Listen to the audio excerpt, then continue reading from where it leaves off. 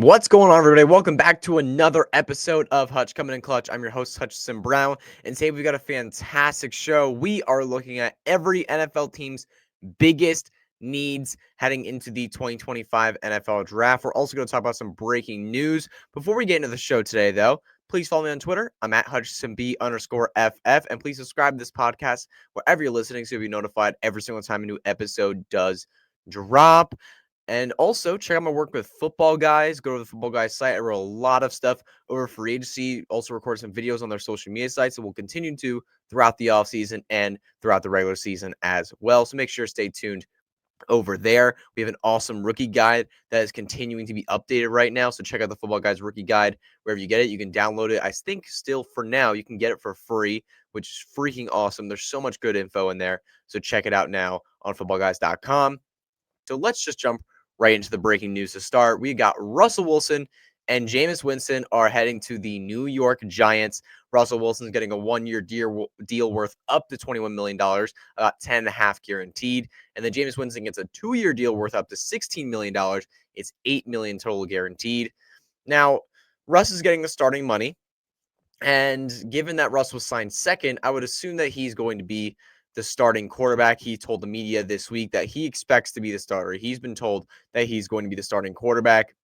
And looking at Russell Wilson as a player, looking at Jameis as a player, looking where they're at in their careers, Russell Wilson is probably the better quarterback option at this point. He had some solid success in Pittsburgh. I know it fell off at the end, but still he played some solid ball.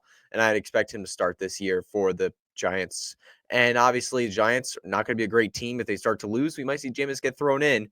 So overall for fantasy, looking at this, people were really disappointed after we saw Jameis Winston get replaced because when Jameis signed and we expected him to be the starter, people got pretty crazy. And I warned people on Twitter, while this will be exciting for fantasy if Jameis is playing, be cautious because the Giants could still add a rookie at 3, or they might bring in a veteran. And look what they did. They brought in Russell Wilson, and they still have an opportunity to take a quarterback at 3. They've been very open in the media that they're still looking into quarterback options at 3. Shadou Sanders or Camp Ward are likely going to be available for them at 3 because Abdul Carr is likely going 1 or 2. It'd be very hard to see him slipping to 3 to the New York Giants. One of those teams are going to take Abdul Carr at the top between the Titans and the Browns, or someone that trades up.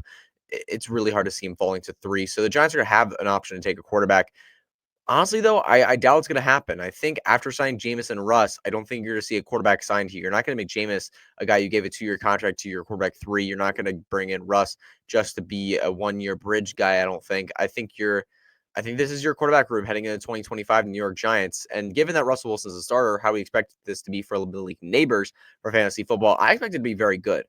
Russell Wilson's had DK Metcalf in his career. He has George Pickens in his career. He's had these big physical wide receivers that can play downfield. And Russell Wilson's attempts percentage in terms of 20-plus yard attempts, it was higher than Jameis Winston last year. He threw the ball deep so often. He did not care if it was double coverage, triple coverage. He was throwing it to Pickens downfield on a very consistent basis. And I expect him to do the same with neighbors. So while it may not be crazy fun, Jameis, Russell Wilson still has plenty of fantasy value to deliver to Malik Neighbors. I'm going to be pretty comfortable drafting Neighbors at the back of the first round. So now looking at New England, they made a wide receiver move. Stephon Diggs is heading to the Patriots on a 3-year, $69 million contract. You initially see that and think, whoa, that's a big contract they're handing out to an aged veteran coming off an ACL tear like Stephon Diggs. But in reality, this is a 1-year contract worth $26 million guarantees.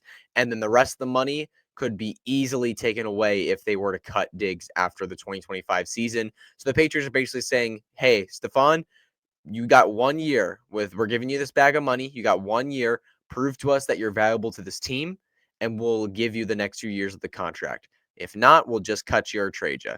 It's going to be as simple as that. Now, a 31-year-old Stephon Diggs off an ACL tear that he suffered in week 8 for the Houston Texans, it's not going to be a Stephon Diggs that I'm confident in. It's not that he was all that great in Houston. He was fine. He was serviceable. He was solid, but he wasn't a superstar. Looking at what he could do in New England, obviously he's the clear-cut most talented wide receiver on the team. He's the most proven wide receiver on the team. So I expect him to be the number 1 wide receiver, given, the Patriots could still add wide receivers in this draft. But right now, as it stands, if you're in a best balls, or if the Patriots don't add significant wide receiver in the draft, which I expect them to, we'll talk about that later in the show. I think Diggs is a solid wide receiver 3, wide receiver 4 option right now. It definitely comes with some risk given his age and the injury that he's coming back from, but the targets are probably going to be there no matter what. And Drake May is a really solid quarterback that could be a potential superstar. Now, that's it for the breaking news. We're going to jump into every NFL team's biggest needs heading to the 2025 NFL draft. You're going to notice I'm going to move through these relatively quickly because I don't like to hold you longer than like 30, 35 minutes. I like to keep these shows relatively short. I know I've gone over 35 minutes before, but that's the goal. And also, there are some teams here that don't have any fantasy relevant needs. And while I love all football, this is a fantasy football show. We're talking fantasy football. So the teams that are primarily on the defensive side heading to the draft, we're going to mostly glaze over, but the rest of the teams are also going to be relatively quick. So let's just jump right in. Arizona Cardinals, they've got pick 16, pick 47, pick 78, and 3 day 3 selections. Their biggest need to me is at the defensive tackle position. They signed Josh Sweat in the offseason to a long-term contract from Philadelphia. That'll be a great pass rushing option for them. However, they still need to beef up that interior defensive line. They were not great against the run this past season. They were not great at having that, that Jalen Carter type where it's just he's a monster on the inside. They just don't have that kind of player right now. They need that kind of player. And there's plenty of great defensive tackles in this draft. So I expect Arizona to go in that direction early. And watch out for some running back or wide receivers late in this draft, too. After Marvin Harrison Jr., they don't have a wide receiver that's really very serviceable. They really don't have anybody that can be a clear-cut wide receiver, too. And given Marvin Harrison's struggles in his rookie season, you might want to have a serviceable wide receiver, too, behind him, depending on how Marvin Harrison develops in the NFL. And then looking at running back, you have a very, very aged James Conner who's got a lot of tread on those tires, and a Trey Benson who really disappointed as a rookie year coming out of the third round of the 2024 NFL draft. So keep an eye on a running back ad for this team as well. And if they do, this is a really bad sign for Trey Benson. And if it's like a day 2 pick, like a round 2 pick, that's a really bad sign for what they think of James Conner as well. Now, let's start with the Atlanta Falcons. They've got pick 15, 46, and 3 day 3 picks. They need edge rushers. They were one of the worst teams in generating pressure last year. They were a bottom 2 team in terms of sacks per game last year. They could not get pressure on the opposing quarterbacks. They're going to establish that early in the draft, I feel like, with at least one of their first 3 picks going to edge, if not multiple picks going to edge. They're set on offense, though. I mean, they got their tight end, Kyle Pitts. They got a good offensive line. They got a quarterback in Michael Penix Jr., running back Bijan Robinson, Tyler Algier, and a wide receiver. They got Darnell Mooney and Drake London. Let's go to the Baltimore Ravens. Pick 27, pick 59, pick 91, and 8 day 3 selections. They need to build up that offensive line. Over the last couple of years, they've lost some significant offensive line pieces. While they re-signed Roddy Stanley this offseason, they could still add to that offensive line. I think that's where they'll go, especially considering the fact they're a established the run kind of team with Derrick Henry. But watch out for a wide receiver out on this team. They could absolutely go wide receiver on this offense, given that, outside of Zay Flowers, it's a lot of question marks. And they're also probably going to get some DBs as well. They were one of the worst passing defenses in the league last year. A lot of teams were absolutely smoking them in the pass. Now, going to the Buffalo Bills, they got pick 30, pick 56, pick 62, and 6 day 3 selections. I think this is going to be a very defensive-focused draft. Over the last 5 Bills playoff losses, they've averaged 33.6 points per game against them. They have a championship quarterback in Josh Allen. I really do believe they have one there. They just need a defense to back them up. They consistently fail on the defensive side of the football when it matters most. They need to bulk up that defense. And while they add Joey Bosa this offseason, they re-sign Von Miller. That's great. They do need to add some more pieces. I think the draft's going to be primarily focused on that. And people are going to be like, Buffalo's going to add a wide receiver. I really don't see it. They have a second-round pick in Keon Coleman, who I think they're going to give a chance. I don't think it's going to work, but they're going to give him a chance. They gave Josh Palmer and Khalil Shakir bags this offseason, and they're a team that wants to establish the run. They don't need a dominant wide receiver 1, at least since Stephon Diggs. That's what they've proven. And looking at the running back room, they were really happy with James Cook, Ty Johnson, and Ray Davis last year. It seems like they were great with them, so I think they're going to keep it going with that trio. Now, looking towards I just talked about the Buffalo Bills. Looking towards the Carolina Panthers, they have pick 8, pick 57, pick 74, and 6 day 3 picks. They need edge really badly, and they also need wide receiver. They lost Brian Birds and definitely missed him in 2024. They generated pressure on one of the lowest rates in the league last year. Didn't get a lot of sacks on the defensive side of the football. They're going to need to add some edge. They added some interior defensive linemen to bulk up that run defense. That's great to get some interior monsters. That's awesome, but they need to get some outside players as well. And then at wide receiver, they seriously need some help. They did not make any moves in free agency besides re-signing Adam Thielen. That's no bueno. I mean, you have Jalen Coker and Jatavian Sanders, 2 late-round picks. I mean, Coker was an undrafted free agent. You had 2 players last year who really flashed some good things. And I think they could be very involved in this offense next year. But if you want to develop a Bryce Young, you got to add a wide receiver high in this draft, either on day 1 or day 2 with that pick 57, that pick 8. If I were them and Ted McMillan is on the board at 8, I don't see a world where I'd pass on him. I'm taking him at 8 there. And then if he's not, then find out something at pick 57 or trade up into late round 1 and get somebody like a Luther Bird or Matthew Golden. Now, let's talk about the Chicago Bears. Pick 10, pick 39, pick 41, 72, and 3 day 3 selections. First things first, I think they could add to that offensive line. They did add Drew Solomon, Joe Thuney, and Jonah Jackson to beef up that interior offensive line this offseason, but they could still use some tackle help and some interior offensive line depth, so it'd be great to add some more O-line there. But looking at this team as well, they're going to add a running back, guys. DeAndre Swift will not be the workhorse back of this team next year. As a team, the Chicago Bears were below average in each and every one of these categories. Rushing yards, rushing attempts, rushing yards per carry, rushing touchdowns, fumbles, and explosive runs of 10, 20, and 40 yards. They just weren't a good running team at all. And DeAndre Swift, while the offensive line was to blame, the quarterback position and Caleb Williams struggling was partially to blame. DeAndre Swift himself did not look great. He continues to not take easy yards. He continues to avoid contact. He continues to not take the gritty yards and tries to bounce it outside way too often. And he gets himself in way too much trouble because of that. He puts his team in negative situations. He is a player that is a great athlete that you need to get in space. He's someone that you throw to on the outside. You give handoffs outside, let him get a few blockers in front of him, and see what he can do with his athleticism. He is not a player you stuff up the middle. The Bears are either going to completely supplant DeAndre Swift because there's a lot of talent in this draft class. You could go Ashton Genty at 10. You could go with a Quentin Judkins or Travion Henderson or Amari Hampton at pick 39. Actually, Amari Hampton's likely a first-round pick. But you could go still a very good running back in round 2 at pick 39 or 41 that will probably supplant DeAndre Swift. Or you can go like a Cam Scatterbu in round 3 at pick 72. There's so many opportunities for the Bears to take a running back in this draft that I think they're going to. So DeAndre Swift could be fantasy relevant next year. But I doubt he's going to be the lead back. Now let's talk about the Cincinnati Bengals. Pick 17, pick 49, pick 81, and 3 day 3 selections. I'm going to glaze over them pretty quickly because their offense is set. I don't think they're going to make a significant addition at running back because looking at the defense, they don't have the luxury to. Now, Cleveland Browns pick 2, pick 33, pick 67, pick 94, and 6 day 3 selections. They need some offensive line help. They allow the second most sacks. Their run blocking success rate was terrible. They're going to need to add some offensive line, especially if they bring in a young quarterback. You want to help him out with an offensive line. And speaking of young quarterback, let's move to their next need, which is quarterback. They definitely need a quarterback right now. Could they add Kirk Cousins? Absolutely. I think they could go that direction if Kirk Cousins is let go by the Atlanta Falcons or if he's, traded. But looking towards the draft, they have the second overall pick, so they're going to have a guarantee at either Cam Ward or Shedeur Sanders or both at their disposal for the pick. If I had to be a betting man right now, I personally believe that if a dual Carter goes 1, you're going to see the Browns take a quarterback. However, if Cam Ward goes number 1 or Shedeur Sanders goes number 1, I think it'll be Cam Ward. I think you see Abdul Carter 2 for the Browns. And do they roll Kenny Pickett? Do they have Kirk Cousins? We'll see. But I think if it's not Cam Ward at 1, if it's Cam Ward at 1, I highly doubt the Browns let Abdul Carter go. Now let's talk about the Dallas Cowboys. Pick 12, pick 44, pick 76, and 7 day 3 picks. Their offensive line used to be the strength of their team, but a lot of those veterans have moved on. They've, retired.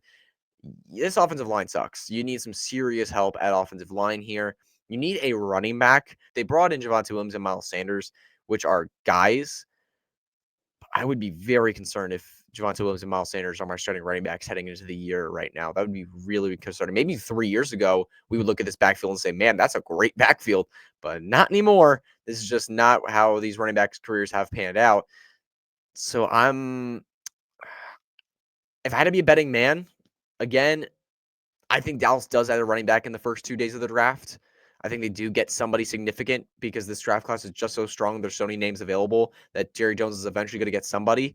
Is it Ashton Genty at 12? Maybe not, but somebody at 44, somebody at 76, there's going to be some significant running back ads here. Now, at wide receiver as well, the Dallas Cowboys could also go in the wide receiver direction. They have plenty of opportunity to take a wide receiver. They have plenty of space for a wide receiver too. They lost Brandon Cooks this offseason. So keep an eye on a day 2, maybe a day 3 wide receiver heading to this roster.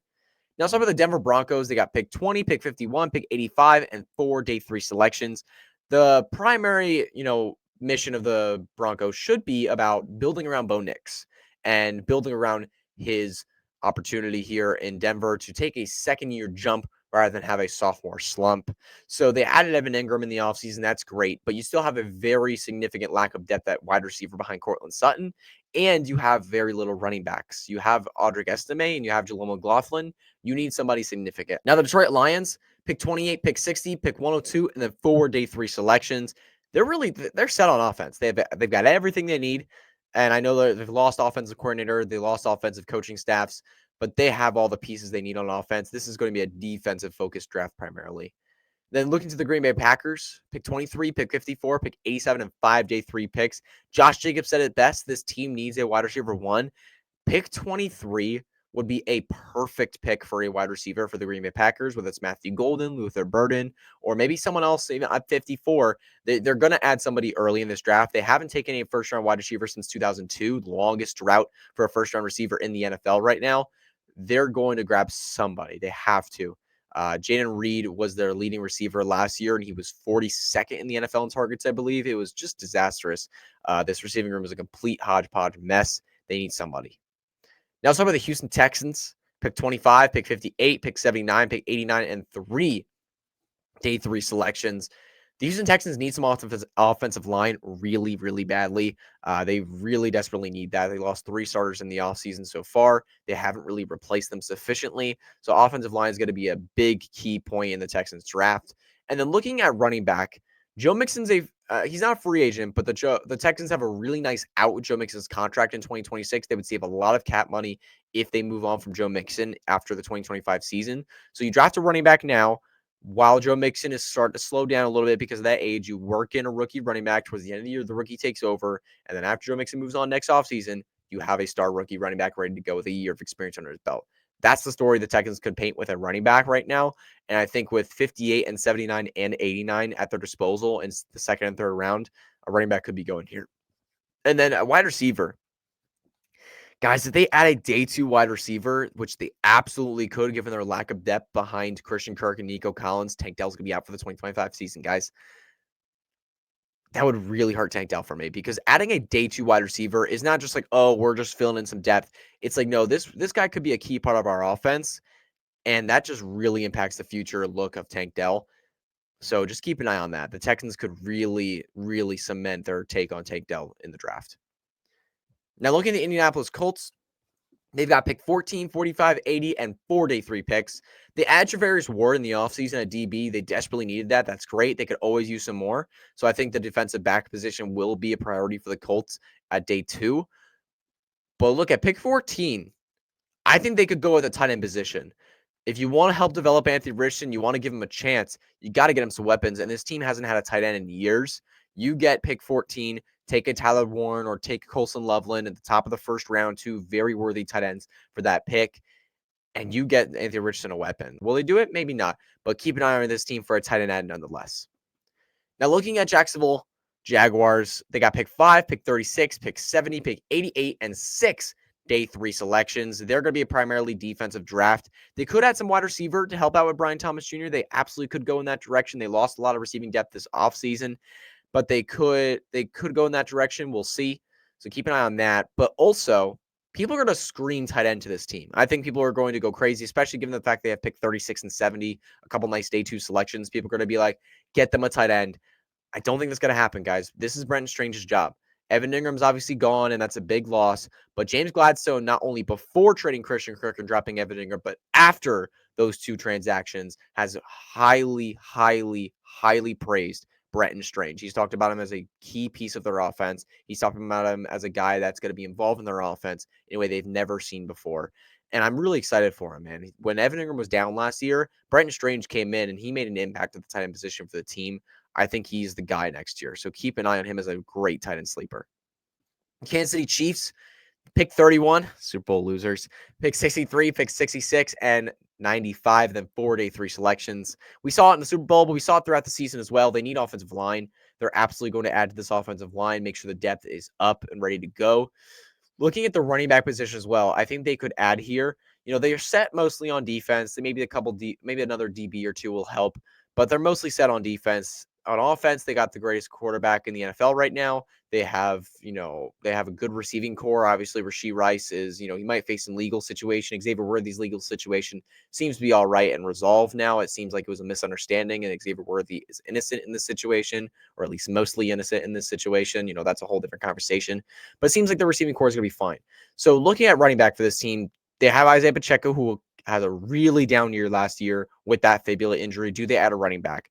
Now, their transactions in free agency say no, because they added Kareem Hunt, they added Elijah Mitchell, or they re-signed Kareem Hunt, that is. They added Elijah Mitchell, which kind of paints the picture of Isaiah Pacheco, you're our guy, and now we have our backups in Kareem Hunt and Elijah Mitchell.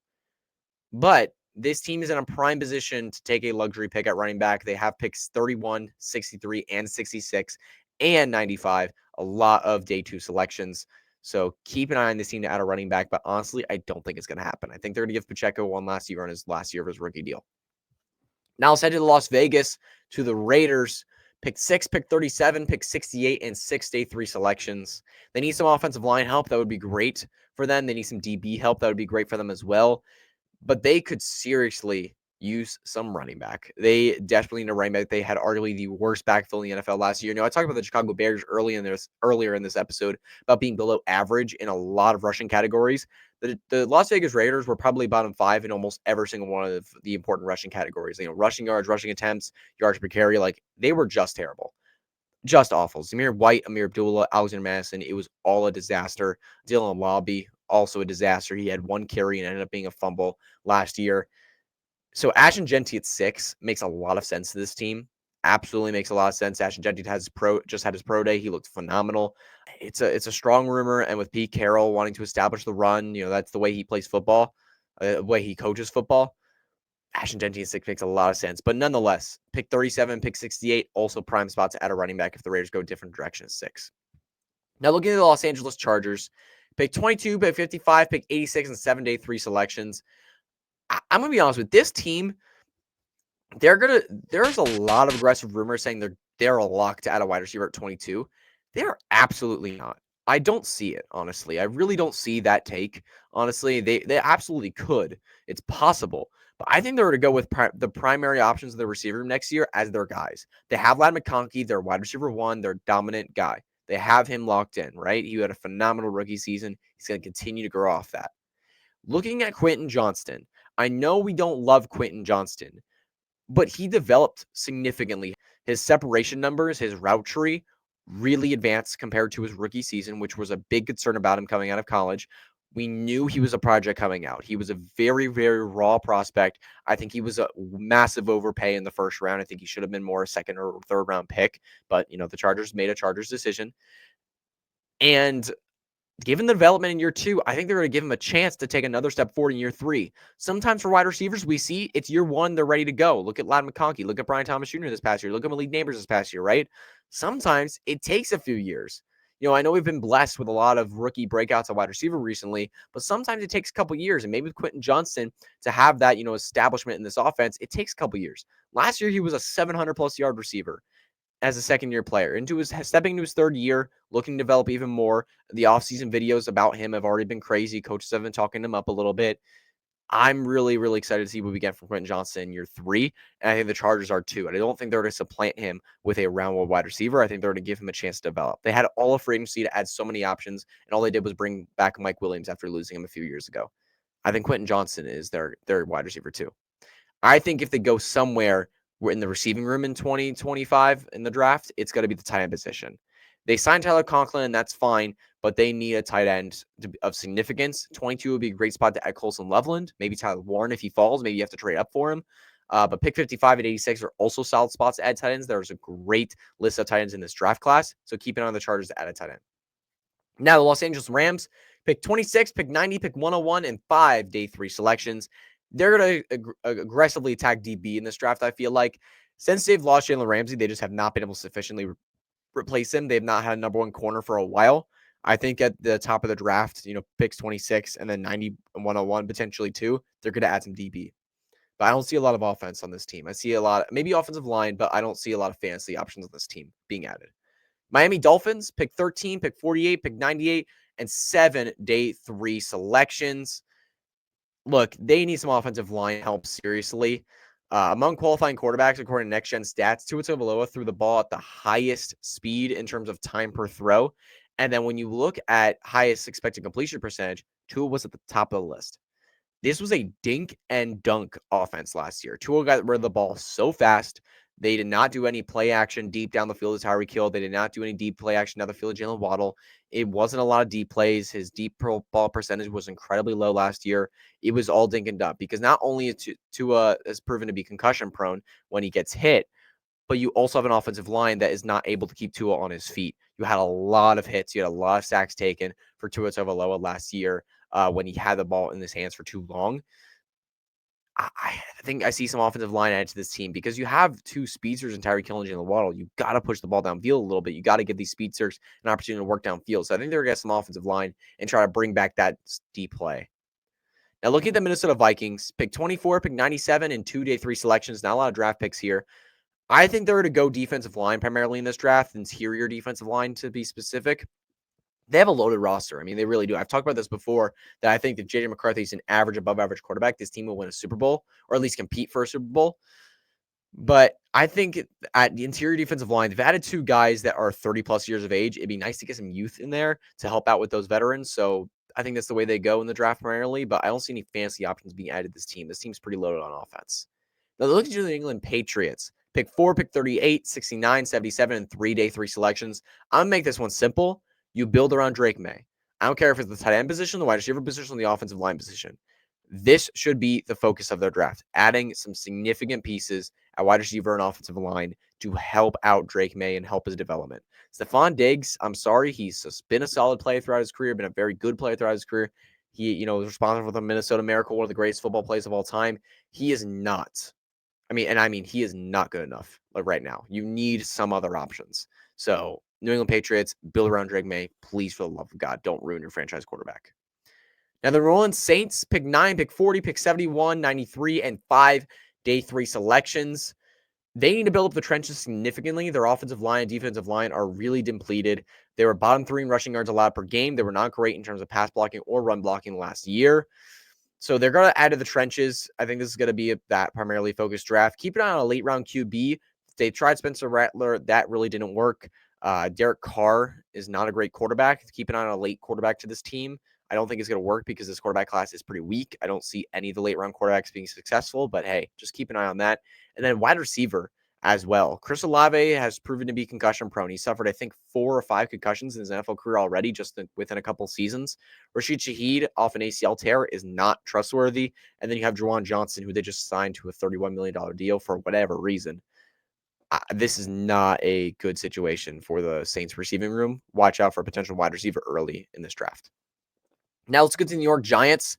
Pick 3, pick 34, pick 65, pick 99, and 4 day 3 selections. They could take a quarterback at 3. Maybe they could take a quarterback at 3, but honestly, now that the fact their quarterback situation is locked up, Travis Hunter feels like the pick at 3. Or Abdul Carter somehow he falls. I doubt he does. If he falls, Abdul Carter. But Travis Hunter feels like it's going to be the pick at 3. It would make a lot of sense. They need a ton of DB needs. They would love to have another DB. They also need some wide receiver to back up Malik Neighbors. So to have a guy that's able to play some wide receiver and primarily be a DB for you, that would be great. So Travis Hunter would be perfect for this team. But also watch out later in the draft or potentially early. They have pick 54, pick 65. Watch out for a running back ad. Tyron Tracy was a phenomenal back last year as a late round pick, but he was a late round pick. There's little investment there. He showed a little bit of durability issues. He missed a couple games. I would be, if I had to make a bet, I don't think the Giants add a day 2 running back. I really don't. I think the running back ads are going to come at day 3 because Giants proved last offseason they don't want to invest significantly in running back, Saquon Barkley. And they're not in the team position to invest in a significant running back right now. They're just not in that position. They don't have the the luxury to do that. They're not a winning team. They need to build a lot of pieces outside of the running back position. The running back position is what you address when you're finally ready to win some games and you're finally ready to win as a team, like what the Philadelphia Eagles did. They got their superstar running back after they built a Super Bowl winning roster. The Giants are not there yet. They need a lot of pieces for adding a significant running back. Now, I know we're just above 30 minutes. We'll move through the rest of these pretty quickly. The Jets, just keep an eye for a wide receiver for their team. They've picked 7, 42, 73, 5-day 3 picks. Outside of Garrett Wilson, Alan Lazard, they only have one. They don't have any receiver with a 300-yard season under their belt. That's really, really bad. So they're going to need some wide receiver and tight end help significantly. I lost Tyler Conklin this offseason. So keep an eye on wide receiver and tight end for this draft for the Jets. Then the Eagles, they only need defense. They don't need anything on offense. They're set. The Pittsburgh Steelers, they need a quarterback, man. It's probably going to be Aaron Rodgers at this point. I don't know why Aaron Rodgers continues to hold out. I don't know. Maybe he wants to sign with the Minnesota Vikings because they're a better roster, but the Vikings don't seem interested. They seem like JJ McCarthy's their guy. I think Steelers is the option for Aaron Rodgers. Now, if the Steelers don't get Aaron Rodgers and Aaron Rodgers goes elsewhere or he just decides to retire for whatever reason, Jackson's at 21, maybe. But, keep an eye on that. Also, keep an eye for a running back of this team. They're a win-now team. They're an absolute team that could be competitive. And Jaylen Warren showed some serious durability issues last year. I doubt that they go into the season with Jaylen Warren as their only capable running back. They do have Kenny Gainwell behind him, but they're going to need to add somebody. Cam Scatterbo would make a lot of sense. He sounds like a Pittsburgh Steeler to me. Now look at the San Francisco 49ers. Pick 11, pick 43, pick 75, pick 100, 7-day 3 selections. They need to build the trenches at offensive line, and losing Charvarius Ward is going to be huge. They're going to need some quarterback depth, but I don't see any fantasy relevant ads being here. They're going to give Brandon Ayuk a chance off that ACL tear, or maybe they trade him. And they're going to give their first-round pick and Ricky Pearsall a chance, too. And then they still have Juwan Jennings. They still have George Kittle. Christian McCaffrey's coming back. So I think they don't have many fantasy-relevant options here. Now looking at the Seattle Seahawks, pick 18, 50, 52, 82, 92, and 5-day 3 selections. They need to build up that offensive line to help out Sam Darnold. Sam Darnold's a quarterback that does not do well under pressure. You're going to need to add some offensive line to help that out. Seattle's needed an offensive line for years. Do they add? Maybe, maybe not. We'll see. And they also could add a late-round wide receiver to help out with JSN and Kupp. There's very little depth behind those two wide receivers, so keep an eye on them adding someone there as well. Now, looking at the Tampa Bay Buccaneers, they're set on offense. They brought back Godwin. They have Evans locked up. Baker Mayfield's great, and they have Bucky Irving now. They have a good offensive line. They really just need a defensive back. They really, really need some defensive back. Their defense was absolutely terrible in the secondary last year. They're going to add some significant pieces at 1953, I feel like, in the secondary. Now, looking at the Tennessee Titans, pick 1 overall, 35, and 6-day 3 picks. We've talked about them already. Do they go quarterback? Do they not? Right now, if I had to be a betting man, I think they do go quarterback with Cam Ward at 1 overall. And then at wide receiver, they could add pieces to add on to Calvin Ridley. Calvin Ridley is good, but you need other pieces. They really don't have anybody else right now. So keep an eye on wide receiver to this team as well, especially at pick 35 in day 2. And then the Washington Commanders, pick 29, 61, 3-day 3 selections. They need some D-line after losing Jonathan Allen. The interior defensive line would be great to add to.